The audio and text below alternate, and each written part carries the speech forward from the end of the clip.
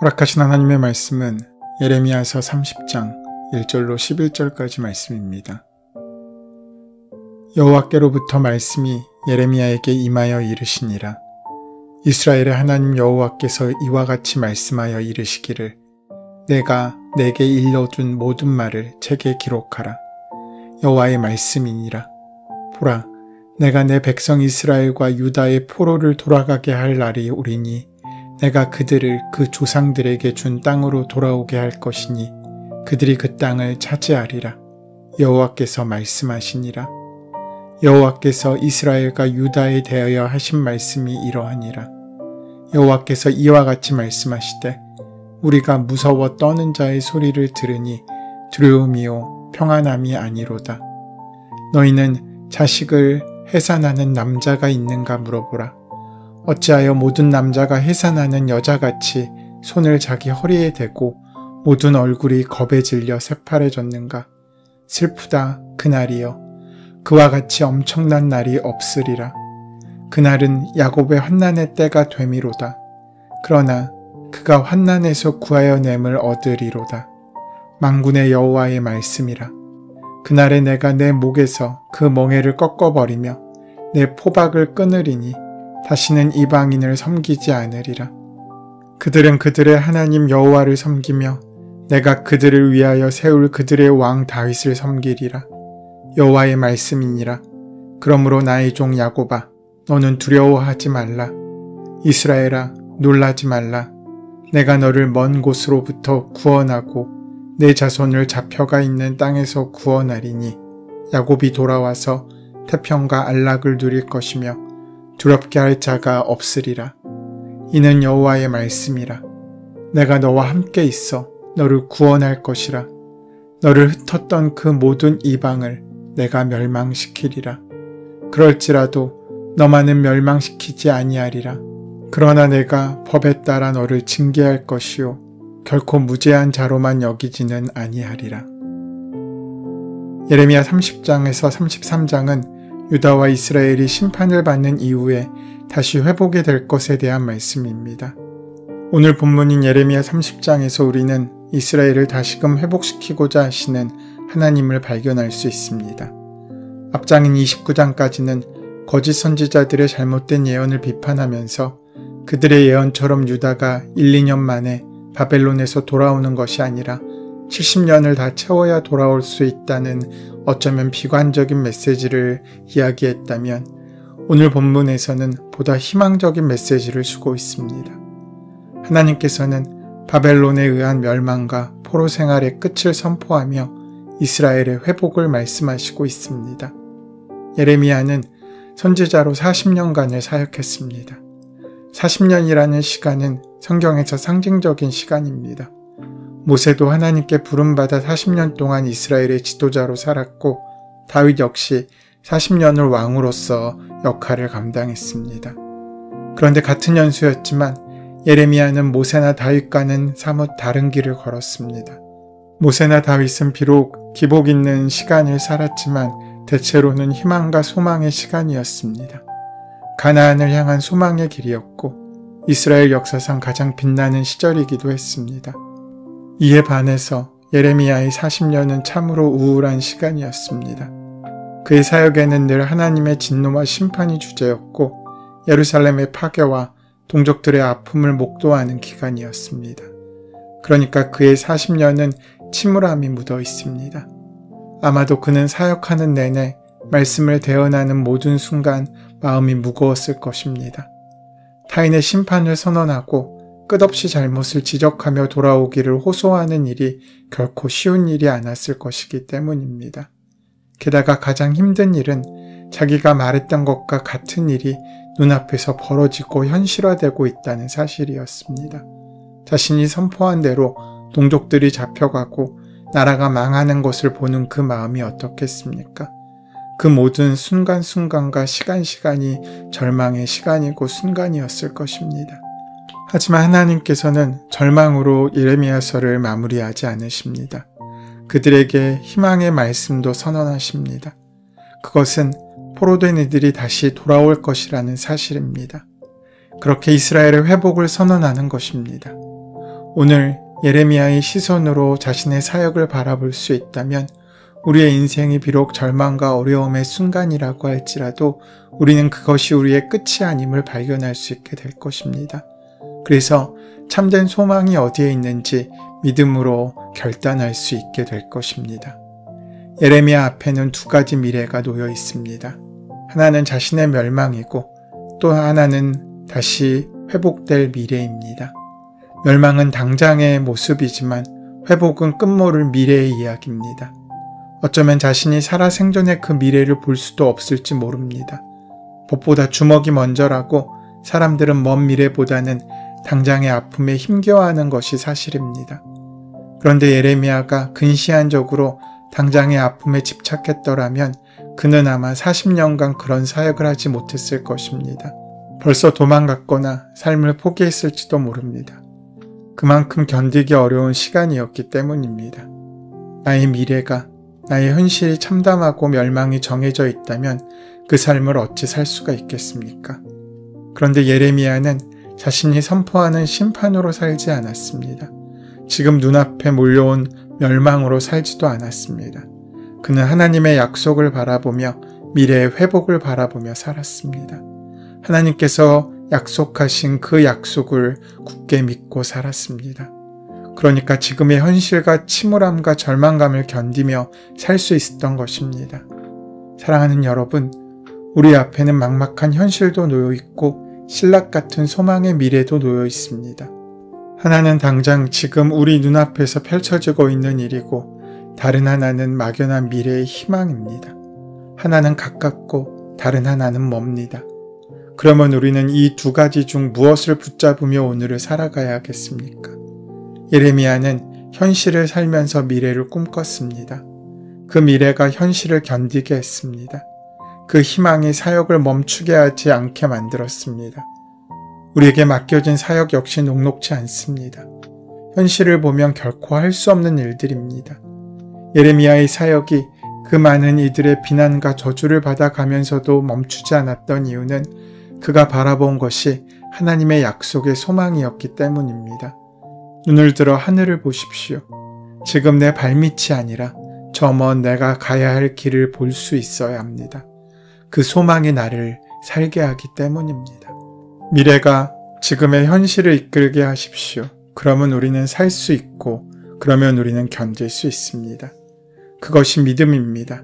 그 믿음이 약속이 되고 희망이 되는 것입니다. 이렇게 말씀하시는 이스라엘의 회복의 근거는 이스라엘의 국력의 회복이나 주변 강대국들의 세력 약화에 기인하고 있지 않습니다. 이스라엘의 회복은 오직 하나님께서 약속하신 말씀에 근거하고 있습니다. 하나님의 약속에 근거한 예레미야의 메시지와는 달리 29장의 스마야 같은 거짓 선지자들은 아무런 근거 없는 긍정과 희망의 메시지를 통해 이스라엘 백성들을 현혹시켰습니다. 거짓 선지자들의 이런 근거 없는 낙관론 때문에 이스라엘 백성들은 자신들의 죄악이 무엇인지 진지하게 들여다보지도 못했습니다. 거짓 선지자들의 잘못된 메시지로 인해 백성들은 자신들이 쌓아왔던 죄악의 참상과 현실을 제대로 인식하지 못한 채 하나님의 진노의 날을 맞이하고 말았습니다. 이스라엘 백성들의 마음에는 하나님의 심판 따위는 자신들이 사는 현실과는 동떨어진 먼 과거와 이제 내게 올 일이 없는 먼 미래의 이야기였을 뿐입니다. 예레미야는 백성들의 마음에 자리 잡고 있는 막연한 긍정, 잘못된 믿음과 싸워야 했습니다. 그래서 예레미야의 메시지는 주로 멸망과 파괴였고 백성들이 저지른 각종 죄악상에 대한 폭로였습니다. 이러한 예레미야의 메시지가 환영받았을 리는 만무합니다. 권력을 쥐고 있었던 당시 주류 종교인들과 선지자들 그리고 그들에게 현혹당한 백성들은 예레미야의 입을 막으려고 했고 탄압했으며 결국 죽이려고까지 했습니다. 국가적인 위기 앞에서 희망보다는 절망적인 소식만 들려오는 시국에 어느 선지자인들 백성들에게 위로와 희망의 메시지를 전하고 싶지 않았겠습니까? 예레미야도 마찬가지입니다. 예레미야의 고통과 번민은 여기에서 비롯되었습니다. 선지자로서 백성들에게 힘과 용기를 북돋아주고 싶은 마음이 굴뚝 같았지만 이제 곧 현실로 드러나게 될 하나님의 진노 앞에서 선지자는 고통스러워합니다. 그러한 고통 속에 번민하던 선지자에게 하나님께서 드디어 회복과 위로의 메시지를 전하게 하십니다. 하나님께서는 예레미야에게 이스라엘 백성들이 포로된 땅에서 다시 고국으로 돌아오게 될 것임을 본문 2절에서 말씀하시면서 기록하라라고 하셨습니다. 지금까지 하나님께서 하신 모든 말씀을 예레미야가 하나도 빠짐없이 다 기록했지만 오늘 여기서 하나님께서는 작정하시고 내가 지금부터 너에게 이른 모든 말을 하나도 남김없이 다 기록하라라고 말씀하십니다. 하나님께서는 예레미야에게 너는 성전에 가서 사람들에게 이런 말을 하라라고 말씀하기도 하셨고 너는 백성들에게 이렇게 선포하라라고도 말씀하셨습니다. 하지만 하나님께서는 오늘 본문에 특별히 기록하라고 하셨습니다. 도대체 무엇을 기록하라고 하셨습니까? 그 내용이 3절입니다. 여호와의 말씀이니라.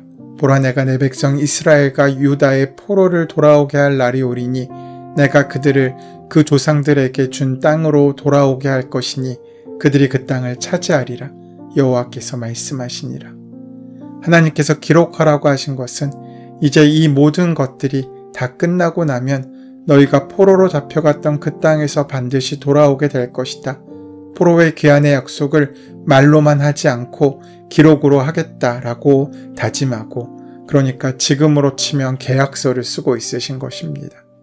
하나님께서는 예레미야를 통해서 분명 말씀하셨습니다. 하지만 말로 끝나지 않고 그 말을 구체적으로 기록하라고 말씀하신 것입니다. 그러면서 더 구체적으로 말씀하십니다. 8절입니다. 만군의 여호와의 말씀이라. 그날에 내가 내 목에서 그 멍에를 꺾어버리며 내 포박을 끊으리니 다시는 이방인을 섬기지 않으리라. 하나님께서는 예레미야의 목에 줄을 매달고 다니게 하셨습니다. 그리고 상징적으로 그의 목에 나무 멍에를 메고 다니게 하셨습니다. 그런데 이 모든 것들이 이제 끝이 날 것인데 돌아올 그날에는 이 모든 줄과 멍에와 포박을 끊어버리고 돌아오게 될 것이라고 말씀하고 있으신 것입니다. 하나님께서 이렇게 기록을 남기라고 하신 이유는 과연 무엇이겠습니까? 이제 이들은 70년 동안 바벨론 포로로 와서 포로살이를 해야만 했습니다. 잘한다고 줄어드는 시간이 아닙니다. 그 모든 시간을 온전히 감당해야 됐습니다. 포로살이의 하루하루가 얼마나 고되고 힘든 시간이었겠습니까? 그들은 포로살이를 하면서 어떤 날에는 희망을 가졌다가 또 어떤 날은 낙심했다가 또 어떤 날은 헤어날 수 없는 절망의 구렁텅이에 빠져 살았을 것입니다. 하지만 하나님께서는 더 이상 낙심과 절망의 구렁텅이에 살지 말고 이 말씀을 들을 때마다 꺼내어보고 읽어보고 힘을 내고 용기를 내라고 그 약속을 기록하게 하신 것입니다. 포로에서 해방될 것을 잊지 말라는 것입니다. 생각해 보십시오. 그들이 살아가야 할 시간이 70년입니다. 어쩌면 자신들이 살아온 모든 생활 방식을 잊어버릴 수도 있는 망각의 시간입니다. 할아버지 세대가 가고 아버지 세대가 지나가면 그 말이 잊혀질 정도로 긴 시간입니다. 무엇이든 잊혀질 수 있는 시간입니다. 해방된다는 하나님의 약속도 잊혀질 수 있습니다. 그러면 그들은 끝없는 절망 속에 살아갈 수밖에 없습니다. 그러나 그때 기록된 약속의 말씀을 읽을 때마다 그 마음에 어떤 확신이 들었겠습니까? 우리가 지금은 비록 힘겹고 어려운 시간을 보내고 있지만 그래서 아버지의 말, 할아버지의 말은 기억되지 않아도 나에게 기록된 그 하나님의 약속의 말씀이 우리를 반드시 고향으로 이끄시겠구나. 기록으로 남아있는 것을 보니 반드시 하나님께서 우리를 다시 살리시겠구나. 그들은 포로 생활 가운데 하나님의 이 기록된 말씀을 보면서 용기를 내고 또 힘을 얻었을 것입니다. 성경을 보면 하나님의 중요한 약속이 있으면 반드시 기록하셨습니다. 십계명의 말씀 같은 경우는 아예 하나님이 직접 손으로 써주셨지 않습니까? 예수님이 이 땅에 오셔서 행하신 모든 일이 너무나 중요하기에 잊지 말아야 할 일들이기에 기록으로 남긴 사람들이 많았습니다. 오늘 우리의 하루하루 하나님의 말씀을 통해서 은혜 받은 이 모든 말씀들은 하나님께서 수많은 저자들을 통해서 기록하게 하신 말씀입니다. 그 기록된 성경이 있기 때문에 우리가 하나님의 진리 안에 머물 수 있는 것입니다. 또 하나님의 위로를 누리고 용기를 내어 살 수 있는 것입니다. 그렇게 오늘 하루 하나님의 말씀을 기록함으로 하나님의 은혜를 참되게 누리며 소망하며 살아가는 저와 여러분 되시기를 소원하고 축원합니다. 은혜의 주님, 우리 삶에 먼저 찾아와 주시고 하나님의 백성 삼아 주시고 구원하여 주신 그 은혜를 늘 잊지 않고 하나님의 백성답게 진실하고 선한 청지기의 삶을 살 수 있도록 인도하여 주시옵소서. 예수님의 이름으로 기도드립니다. 아멘. 이제 오늘 이 아침 우리에게 허락하신 오늘 본문의 말씀이 우리에게 지금 주신 하나님의 음성으로 만나지기 위하여 본문의 말씀을 깊이 묵상하시고 함께 기도하는 시간 가지도록 하겠습니다. 함께 기도합니다.